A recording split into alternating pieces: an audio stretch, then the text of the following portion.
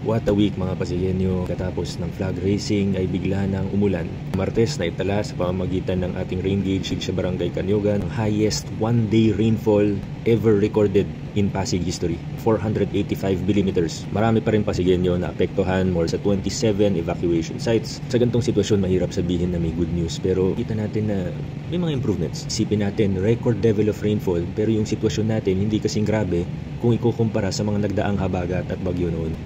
And we expect the situation to get even better in the coming years.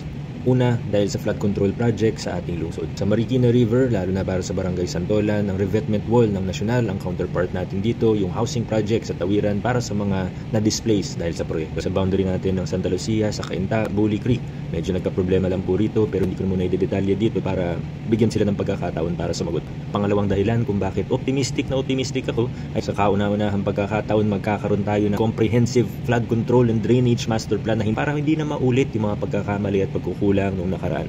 Hindi na dapat magkaroon ng drainage na mali ang elevation o sawa yung bago, magkakaproblema dun sa luma, national and local projects na hindi nagtutugma.